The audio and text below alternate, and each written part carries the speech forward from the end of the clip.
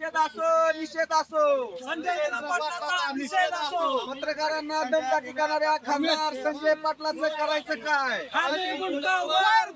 सत्तेचा माज, पदाचा माज यामुळेच एका खासदारांनी जनतेचा आवाज उठवणाऱ्या पत्रकारांनाच आता थेट धमक्या दिल्या. खासदार महोदयांची जीभ घसरली की त्यांनी जाणून बुजून केलं, पण लोकशाहीच्या चौथ्या स्तंभाची मर्यादा भर चौकात ओरबाडली गेली आणि त्यामुळे सध्या राजकीय आणि पत्रकारिता क्षेत्रात एकच खळबळ माजली आहे. खासदार संजय दिना पाटील यांनी थेट पत्रकारांनाच टार्गेट केलं आणि पत्रकारांनीही या अरेरावी समोर झुकण्यास नकार दिलाय. खासदारांच्या या मुजोर वर्तनाविरुद्ध करमाळ तालुका पत्रकार संघाने थेट पोलीस ठाण्यात चड्डू ठोकला. निवेदनाचा सनसनीत वार करत खासदारांवर तात्काळ गुन्हा दाखल करून त्यांना बेडा ठोकण्याची मागणी आक्रमकपणे करमाळ पत्रकार संघाने केली आहे. नेमकं घडलं काय, तर पत्रकारांनी खासदारांना त्यांच्या कामाचे, जनतेचे काही रोखठोक प्रश्न विचारले. लोकशाहीत प्रश्नाची उत्तर देणं लोकप्रतिनिधींचं कर्तव्य असतं. मात्र उत्तरांऐवजी खासदारांनी थेट आपली लायकी आणि मर्यादा दोन्ही ओलांडल्या. भर कॅमेऱ्यासमोर पत्रकाराला शिवीगाळ करत जीव मारण्याची धमकी दिली. आम्ही प्रश्न विचारणारच याच बहाण्याने करमाळा पोलीस ठाण्याचा परिसर आज घोषणाबाजीतून दणाणून निघाला. पत्रकार संघाने एकत्र येत या दडपशाहीचा तीव्र निषेध नोंदवला. ज्येष्ठ पत्रकार नाशिरभाई कबीर, शंभूराज फडतरे, सिद्धार्थ वाघमारे, प्रफुल्ल कुमार दामोदरे आणि समर्थ लेखनीचे सहसंपादक अविनाश जोशी यांनी आपली तोफ डागली. खासदारांच्या मानसिकतेवर कडाडून हल्ला चढवला.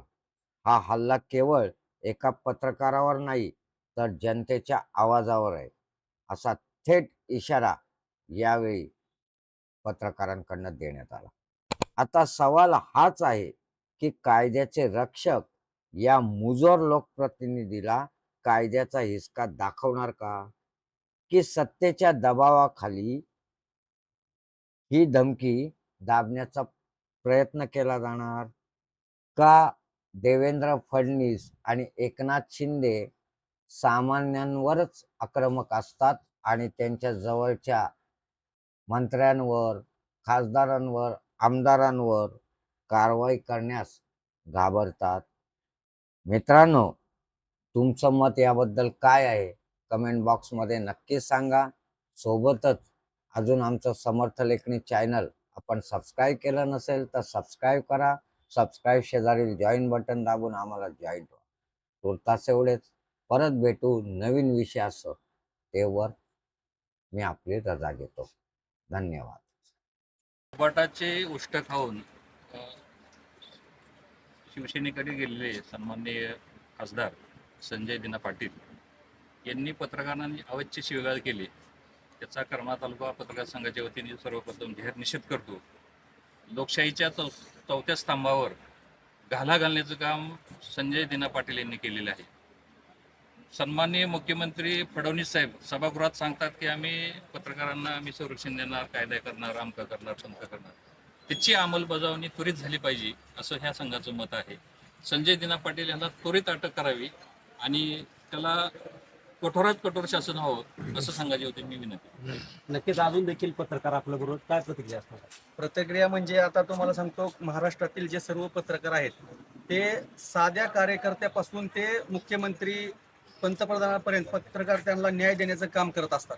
सर्वसामान्यांच्या अडीअडचणी मांडण्याचं काम करत असतात. वेळ प्रसंगी एखादं स्टिंग ऑपरेशन करताना आपला जीव धोक्यात घालतात. वाळू माफिया असतील किंवा ड्रग्ज माफिया असतील, यांनी आतापर्यंत पत्रकारावर अनेक हल्ले झालेत. यामध्ये अनेक पत्रकार शहीद झालेत. बऱ्याच पत्रकारांना डंपर खाली चिरडण्यात आलेलं आहे आणि वारंवार आवाज उठवल्यानंतर कधीतरी मुख्यमंत्र्यांकडून शासनाकडून सांगितलं जातं की आता जर पत्रकाराला धमकावलं तर तुम्हाला थेट जेलची हवा खावं लागेल.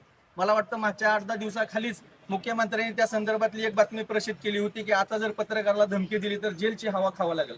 आणि जिथं कायदा बनतो आम्ही समजून घेतो, गुंडाकडून झालेले हल्ले एक वेळ आपण समजून घेऊ, गुंडाकडून आलेली शिवीगाळ समजून घेऊ, परंतु जिथे कायदे बनतात, पत्रकाराच्या संरक्षणाचे कायदे बनतात आणि हा कायदा बनवणारा प्रतिनिधी जर तुम्ही परत माझ्याकडे आला तर तुम्हाला मारीन, तुम्हाला गोळ्या घालीन अशी भाषा वापरत असेल तर ह्या देशात कायद्याचं राज्य राहिलं आहे का असा माझा थेट पंतप्रधान नरेंद्र मोदींना सवाल आहे. कारण हा आता राज्य लेवलचा विषय राहिलेला नाही, ही हुकुमशाही देशात आहे आणि हा संसदेचा सदस्य आहे.